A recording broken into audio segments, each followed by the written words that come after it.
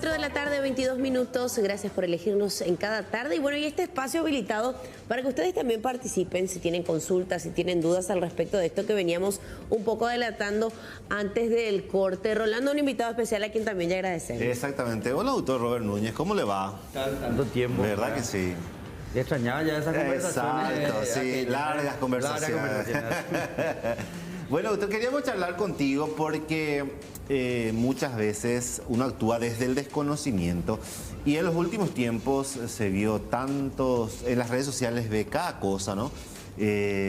Imágenes que se vuelven virales de chicos que simplemente para ganar un me gusta o para tener más seguidores uno termina haciendo cosas que por ahí puede tener consecuencias, como es el caso de tirarle a los recién nacidos por el aire o hacer pirueta o hacer tantas cosas, pero por detrás de eso hay situaciones que pueden ser bastante complicadas, ¿no? Así mismo, nosotros tenemos ya conocido, justamente a mí me llegó a tocar hacer un trabajo científico sobre traumatismos en niños, ¿verdad? Yo para obtener mi certificado de pediatra, yo hice 2 trabajos y uno de ellos fue el tema del traumatismo en niños. Y ahí se tocaba un tema que muchas veces queda como algo fugaz, que no se conoce, que es el síndrome de la sacudida en los chicos, ¿verdad? Que uno después se va enterando, porque no tanto el de aventar, eso es uno de ellos, pero el otro es muchas veces para corregirle al chico, uno le hace esto y eso, extensiones, hiperextensiones,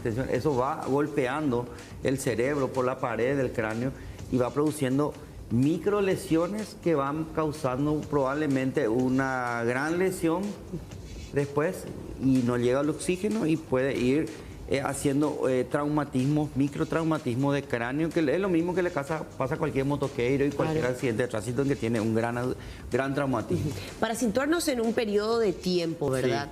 Sí. ¿Cuál es el periodo de tiempo en que el pequeño está expuesto a estas lesiones, microlesiones que luego pueden formar una lesión mucho más grande? Nosotros generalmente estamos viendo en las edades pequeñas, la ventaja que tenemos los recién nacidos y hasta los 1 o 2 años es que tiene una fontanela, está creciendo también el cráneo porque ese cerebro crece, pero ese cerebro madura hasta los 5 años, ¿verdad?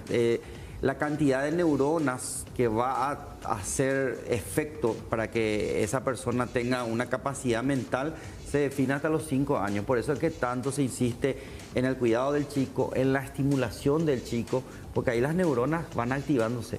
¿Qué pasa? Hay una edad que te permite, si hay ciertos traumatismos, por eso el traumatismo craneal en los chicos es más leve, porque le permite, gracias a la fontanela, que es ese espacio que tenemos acá, le permite ser flexible.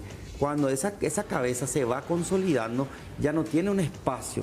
Y si nosotros hacemos esos juegos que para nosotros parecen graciosos, para ellos van lesionando y pueden provocar pequeños edemas que va causando un deterioro, unas lesiones pequeñas en el cerebro, que lo que pasa es que no llegue el oxígeno y ahí vamos produciendo un problema de traumatismo, microtraumatismo. Y esto va dándose de forma lenta y, a ver, las consecuencias de esto, ¿en qué puede derivar?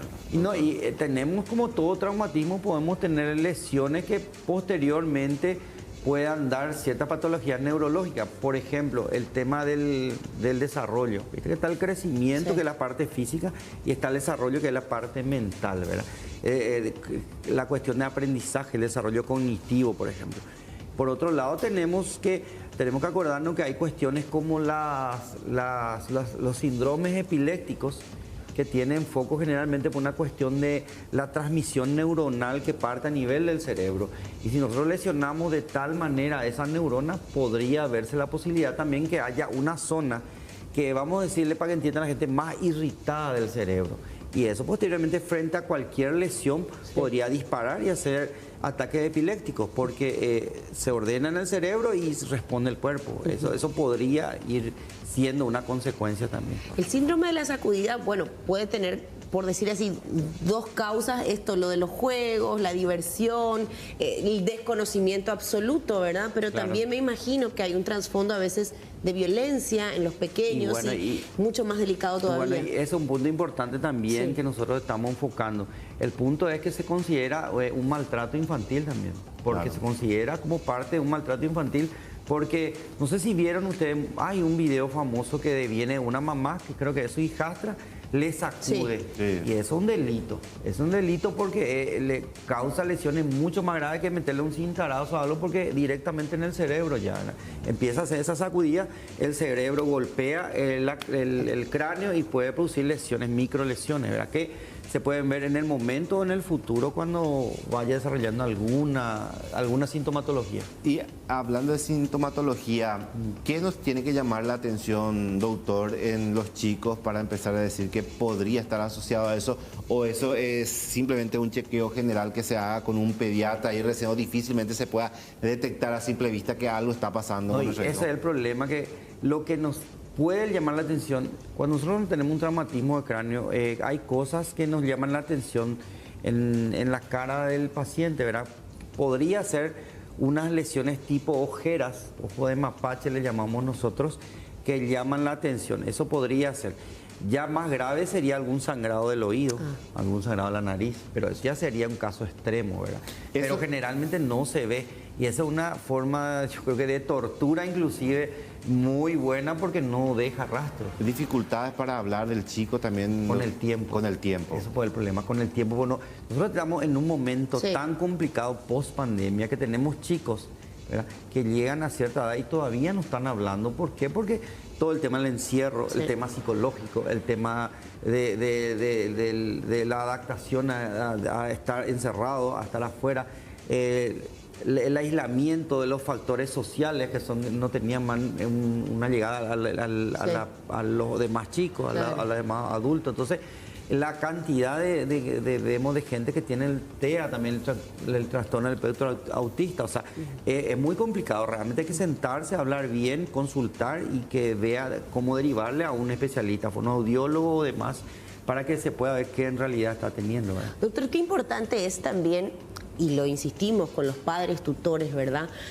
Acceder a información y educarse, lo vemos siempre, lo veo muy activo siempre en sus redes sociales, y la gente, ¿cuáles son las consultas que más le hacen? Simplemente aprovechando que está acá, porque hablamos de un tema quizás no muy conocido, ¿verdad? Pero los padres deben involucrarse en este tipo de información para entender, bueno, cuáles son los errores que quizás estoy cometiendo por desconocimiento. Claro. Y realmente lo que pasa, para empezar, nosotros tenemos que considerar que un niño no es un adulto pequeño, o sea, es mucho más frágil, desde el nacimiento es mucho más frágil. Los huesos, a pesar que no se rompen fácilmente, hacen un tipo de fractura que no es lo mismo que nosotros, pero puede darse. Como estás viendo el tema de la sacudida misma, que parece un juego para nosotros, es muy peligroso. Claro. Los padres se están riendo. Nosotros nos reímos, pero ellos, inclusive, también hay cuántos TikTok y compañía hay que sacan desafíos en el cual le ponen un fantasma a una criatura. Eso sí, es que se asusta a la criatura. Es una tortura también, ¿verdad? Hicieron en Navidad, usted habrá visto. Sí, yo alcé una de esas cosas también.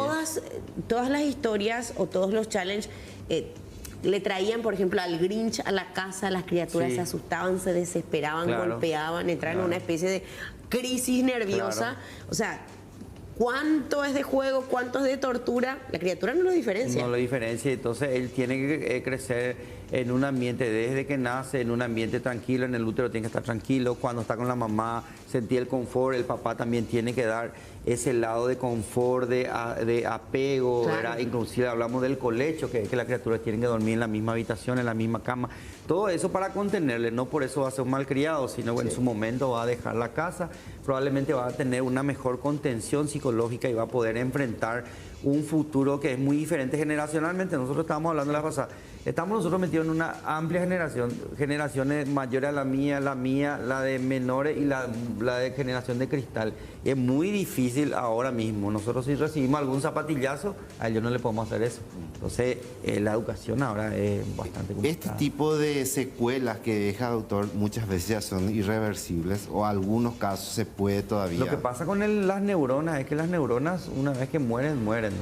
O sea, tenemos una buena cantidad de neuronas, ¿verdad? Eso es lo que tenemos, que se van desarrollando de acuerdo a cómo nosotros le vamos ejercitando, ¿verdad?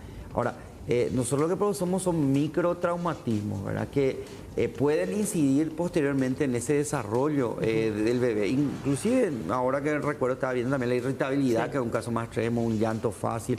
Todo eso te tiene que llamar la atención en el momento de evaluar un bebé. Y es importante que los padres sepan, por eso nosotros lanzamos siempre ese tipo de información para que la gente se dé cuenta de lo que hace bien o hace mal. Claro, finalmente todos siguen aprendiendo en el proceso. Claro, nosotros a ser mismos papás, aprendemos. ¿verdad? Yo aprendo, sigo mucho las experiencias, los papás me escriben y me dicen, pasa esto. Entonces lo que hacemos nosotros es buscar una información científica, bajarle a un nivel que todo el mundo entienda y bueno, y aprenda. Y si de 10 personas, 4 o 5 aprenden, ya es fantástico. A veces uno ve que hacen para hacerle reír al bebé recién nacido. Que antes vos le alzás, le subís, le bajás para que se ría, tipo bromeando o no sé, como buscando distraerle, ¿no? Sí, claro, buscando distraerle. Y muchas veces no se mide. El tema es de medir. Si nosotros hacemos una suerte de un movimiento no brusco, por supuesto que nosotros tenemos un cerebro que tiene su protección, pero hacerle algo brusco o hacerle estos movimientos, qué es lo que hace y le mueve así, eso, e incluso es un maltrato infantil, está catalogado como maltrato infantil. ¿Hasta qué edad, doctor, el niño está todavía en riesgo de que pueda? Por lo menos los meses que más, los años que más se notan son ahí por los 2, 3, 4 años, donde justamente queremos corregirle de esa manera, ¿verdad?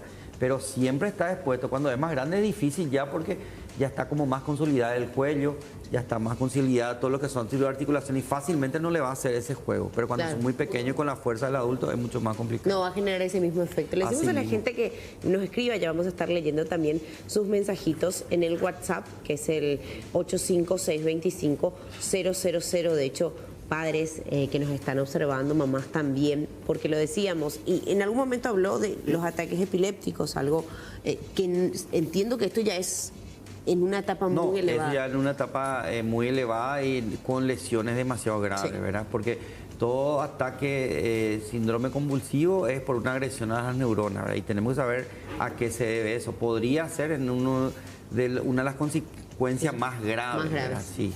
Doctor, acá preguntan si en un parto, si se llega a forzar, ¿se podría también derivar en eso? Vos sabés que el cuerpo humano es tan perfecto que está preparado para el parto realmente, no para el parto vaginal, ¿verdad? Sí. El parto vaginal tiene varios objetivos. Primero, el estrés que sufre el bebé en el momento de salir del canal del parto es lo que le hace madurar bien. Cuando sale el bebé se produce se exprime el líquido que tiene y para que pueda respirar mejor. La cabeza, si ustedes ven un parto, van a ver que las cabezas,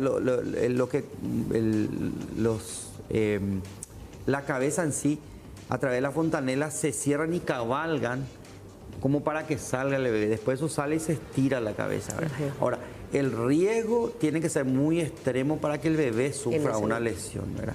Y se daba antes con cierto tipo de elementos que se usaban, como se llama, el forceps, y otros elementos que eran como copas que apretaban la cabeza y se sacaba. Pero ahora ya no hace más, o sea, prácticamente ya no se usa. No se utiliza. Pero también el que sabía usar, usaba bien. Pero antes se usaban elementos que eran como copas que se metían en el canal del parto y apretaban la cabeza y estiraban eso.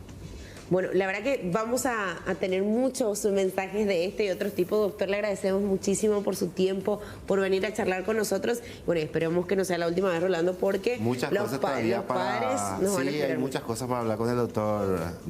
Sí, hay mucho para hablar. Te vamos a comprometer a venir más veces. Claro, no hay problema. Y ahora lo que le agradezco y que estén comentando el tema del dengue y chikungunya. Sí, con los chicos y a cuidar a nuestros chicos también, doctor. Claro, usar repelente, ellos están saliendo, hay mosquitos por todos lados. Usen repelentes, pero eliminar los criaderos es fundamental. Totalmente, doctor Núñez, gracias.